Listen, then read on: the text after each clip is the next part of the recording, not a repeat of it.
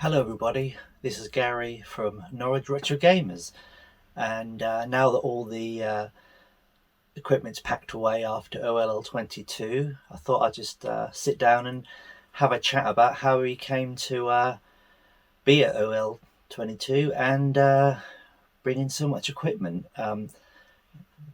I've done events before. In fact, our event history probably goes back to 2016, which was the first year that I took machines to the Norwich Games Festival. Some of you may remember that in the past. In fact, I can still remember quite vividly sitting in the cafe at the forum with James and Daniel after being invited to have a chat with them, being asked to bring some computers to the show, to the 2016 show, to support their existing games consoles they were bringing.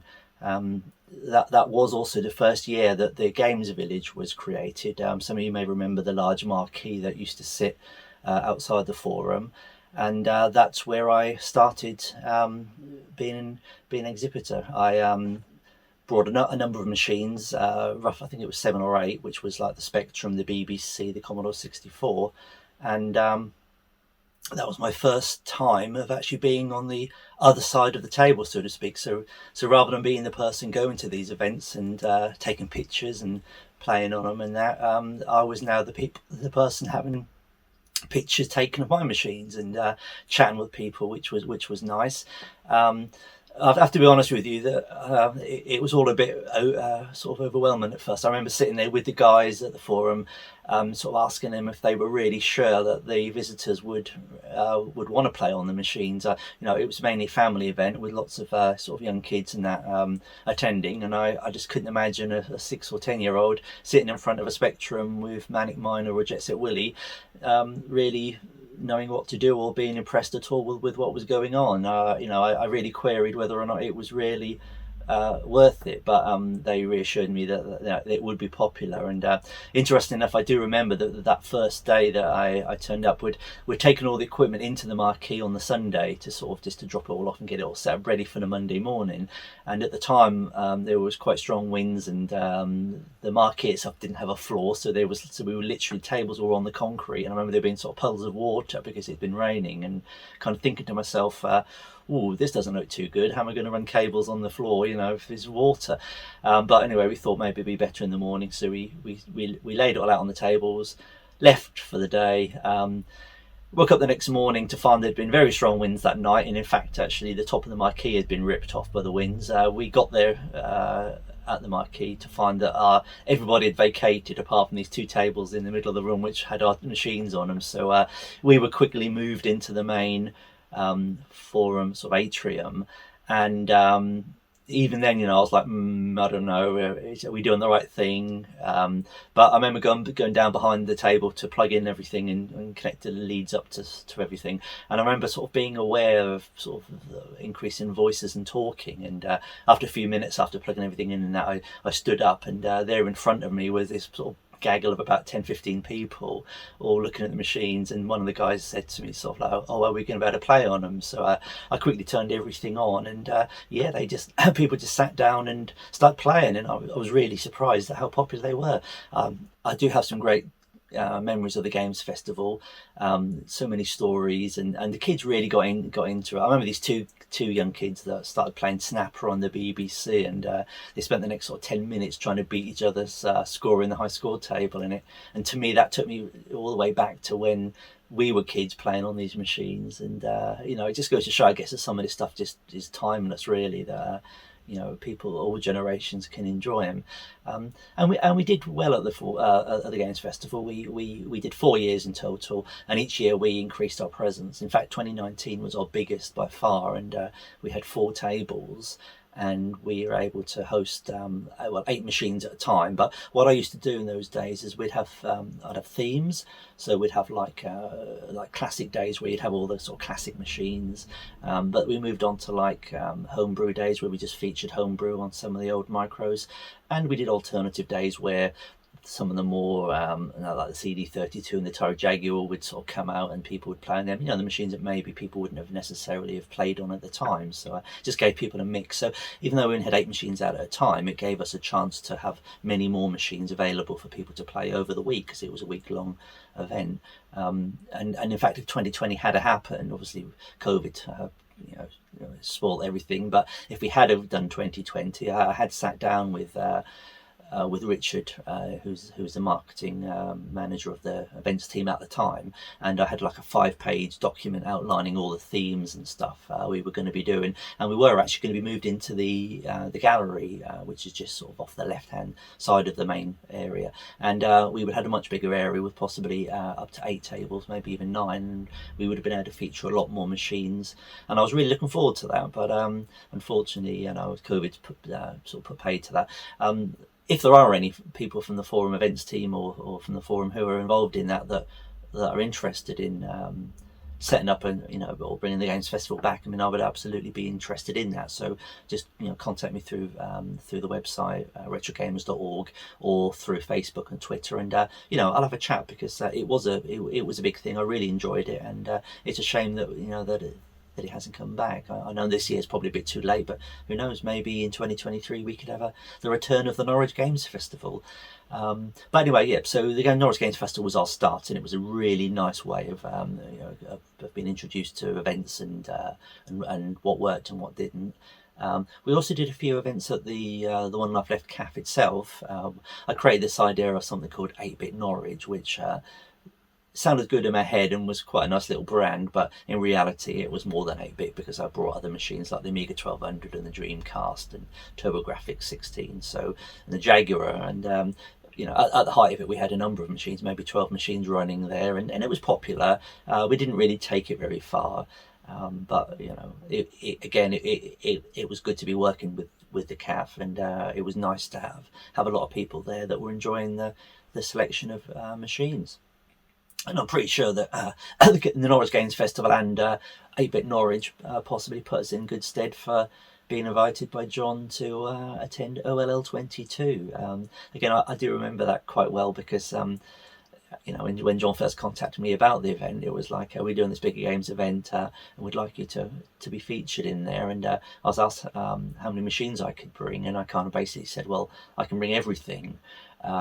Which he said, okay, that would be good, but unfortunately, when you've been collecting for so long, you do tend to have quite a large collection of machines, so it wasn't really feasible to bring all the machines. So I decided to pick 35 machines, and that seemed a good selection. It took me from the Atari VCS in '77 right the way up to more modern machines like the PS4, which I think was that 2013, 2014, or something like that anyway, maybe in 2016. But the whole idea was 35 machines, and a number of games and controllers for them 35 machines.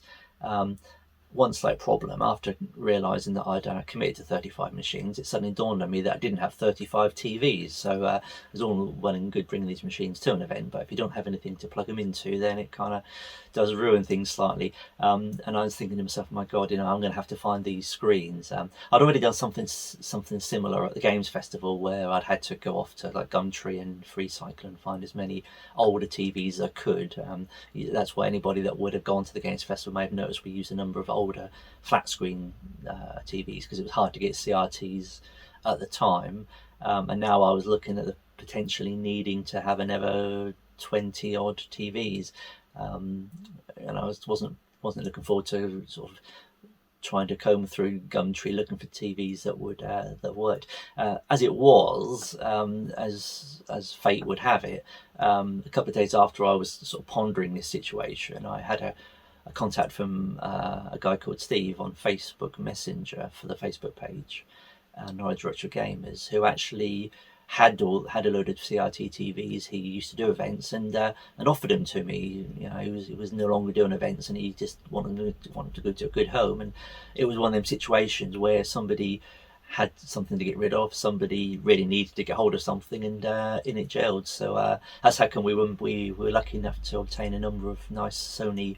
Trinitron TVs that we were able to use at at OLL. Anybody who visited might have noticed them on there. But yeah, my collection of CRTs went from about 5 to about 25.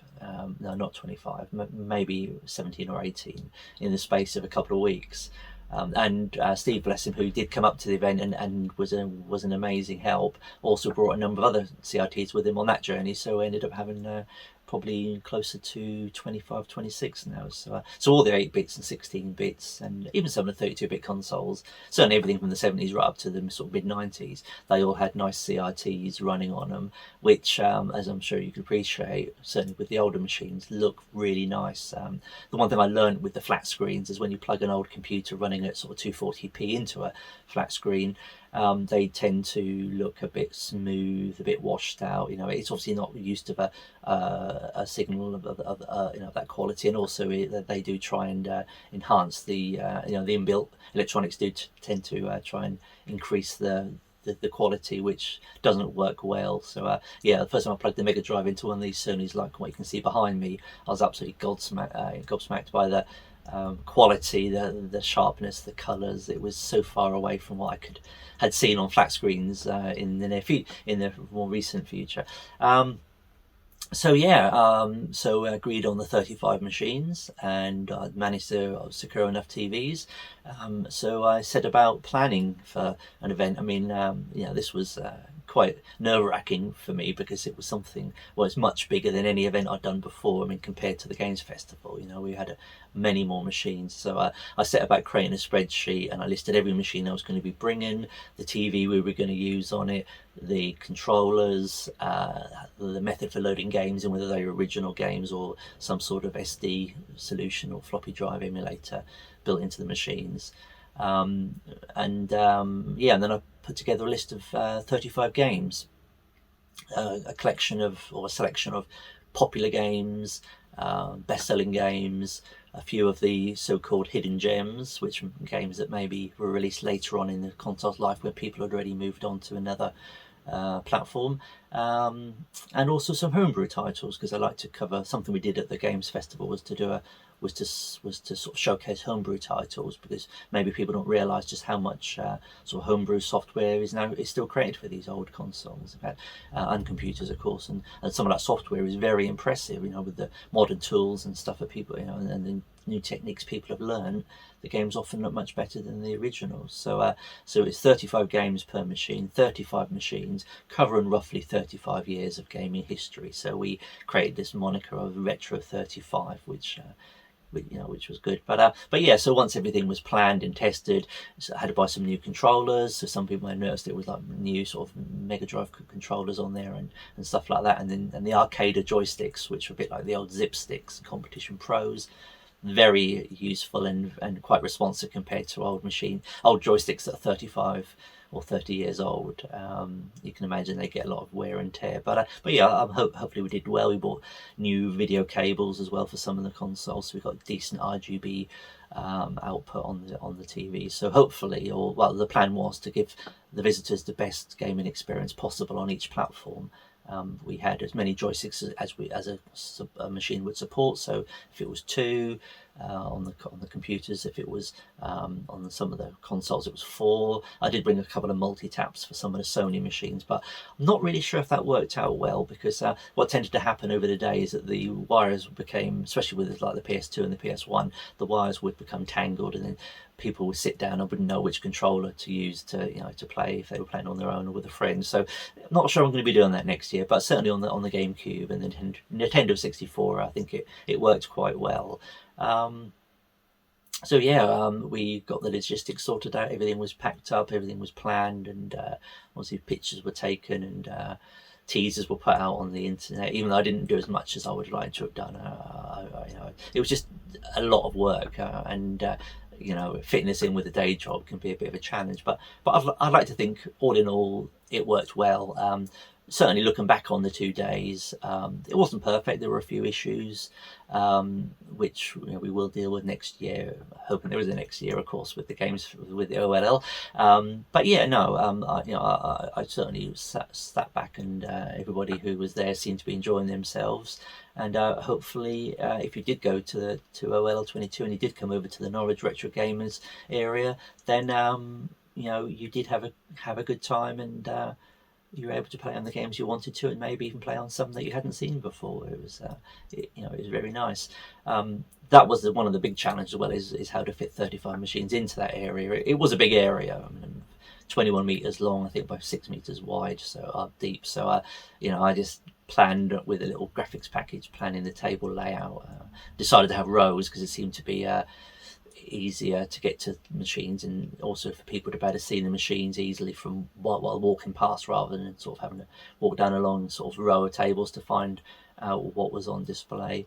Also designed these little, I'm not sure if anybody even noticed them really, but the little information sheets. I thought it would be nice to have a little information sheet with each machine, and this included like the details of the machine when it was released, memory and speed and graphics and stuff like that, and a little history of the company or the console or the computer. Instructions on how to load the game, because I wanted to try to make it so that people could just sit down and they'd know exactly what to do, how to load games. Some of them weren't just a case of turning them on and selecting a game. Some of them needed commands or things to be loaded before you could get to the actual game itself. So I wanted to make it so someone could sit down and sort of help themselves and get into the gaming quickly without having to try and find somebody to help them. And also at the bottom of the sheet I included, say, 6 or 8 common games or popular games that I thought if somebody hadn't played on the machine before, it would be a good idea of a game they might want to play that was popular at the time, rather than trying to sort of take potluck with what was available. So hopefully, again, if you were there, they did help. I'm going to redesign it for next year. Again, if there is a next year, but I'm going to redesign it to make it a bit more friendly, because I think there was a lot of information on there, and not everybody necessarily got to see what they wanted to see. It was interesting really, because somebody did comment about the amount of text I had on them sheets, and I kind of said to them, well, look, at the end of the day, on the older machines, it gave the visitor something to read while the game was loading, because as we know, sometimes they would take a few minutes to load. So that's basically how we ended up getting to OL, and I'd like to think that if there is a next year, then we can do more of the same, and supply another impressive range of machines for the visitors to read. And that really just brings me on to my thank yous for the people who helped me out. First of all, I think I'd like to thank my good long-term friend Simon Gould for all his help, both with helping us ship the machines around, supplying interfaces for some of the machines. He designs these little cartridges and devices for home computers that allow you to load games off of SD. So a number of them were in use. He also brought some of his own machines. The Philips MSX2 and the 3DO and the Plus 4 were all from him, and I think they were all quite popular, especially the MSX2. That seemed to be somebody on that all day, which was very good. And his wife Tess, who also helped us with setting up and making everything ready for the guests to. Everything was ready for the guests when they arrived. I'd also like to say a massive thank you to Steve Perry, who is a gentleman who brought the screens for me. Not only did he do that, but he was also very invaluable as giving his advice on events and things to look out for and ideas. His time and input at the event was very, very valuable, and I owe a debt to you for all the help, and also with shipping stuff around as well. So some of his ideas are going into future events. Then we have another good friend of mine, Hannah Richer, who also helped us with the day-to-day running of the stuff, and with the teardown, as they call it, which is a very painful time, taking everything down again at the end of the day. It's a little bit sad. But yeah, thank you for all the help at the event, and also not to forget all the help you gave me at the Norwich Games Festival. You were there with me as my sort of number two when we were doing that. And lastly, Jonathan Mousley, who again brought a couple of machines along as backups, helped me with some of the day-to-day stuff. and also John for his help at with the Games Festivals. He helped with some of the later Games Festival as well. There was somebody else who was helping me that I wanted to thank. I don't know your surname, Jack, but gentleman was Jack. He was supplied by John on the last day to help us out, and he was an absolute godsend. He really helped get everything, keep everything tidy, tidy the joysticks and the controllers up, the tables, and also made sure there was games running on the machines for guests to play on. Sometimes we would just change the games over to give people a bit of variety. But he didn't stop all day. He was beavering away all day, and it was really helpful. So thanks, Jack. Hopefully, if we do have another event, I'd like to have you there helping me as we did last time. And also to John at OLL and his staff, because they really looked after us. They helped with any concerns we had. Had a few questions, but they looked after us and made us really, really welcome. So thanks, John, and your crew. You were there when we needed us. So talking about just one other last thing I just wouldn't mind talking about is because these sort of events can be a bit one-sided. You bring the machines, you set them up, and you just kind of sit back and let people get on with it. It's not always easy to get feedback. If something, you don't always know if something's working or isn't working, or if somebody walks away disappointed with anything. So what I've done, I've set up a survey on SurveyMonkey. I'll post a link onto Facebook and Twitter, and it's just 10 questions, and it's anonymous. You don't have to put an email address or any other your name or anything on there, but it just helps us to get a feel for what worked, what didn't, what you liked about the event, what you didn't like about the event. We've already had a number of responses, and it's been helpful. There's some interesting things on there. I mean, it's primarily been very positive. There were a couple of issues people brought up, and that's brilliant, because at the end of the day, you don't always see these issues, or you don't see these things as issues. So it's not till somebody points them out to you that you actually realise, well, actually, hang on, we could have done something different. So thanks for that. I do appreciate it. Obviously, it's nice to be patted on the back, but it's also good to be told when things aren't up to people's expectations. We can't fix everything, but we certainly look at everything and try to improve on coming events, and not just OLL but other events we go to. So if you haven't already done that, I mean, thanks if you have done that, by the way. I do appreciate it. But if you haven't, pop on to Norwich Retro Gamers on Facebook or Norwich Retro on Twitter, and just fill it in for us, and I'm sure we'll be able to help make that experience even better for you next time. I think that's basically it. Oh, one other thing, Kim Justice, if you're watching this, please accept my apologies for maybe spoiling your enjoyment of Chucky Egg. I know that I came over and was a bit of a fanboy, sort of praising you for your videos and thanking you, but it was important because those videos did help me pick some of the games that we were showcasing. So your videos were invaluable, and I do really like the way that you put together. They're both informative and funny. So I promise if you come over to us next time, I'll leave you to play on the games as you want to. So yeah, that's basically it. Hopefully I haven't bored you too much, but yep. I'm now going to have a sleep for a couple of days after packing everything away. So take care, stay safe, and hopefully we'll see you in 2023. See you later.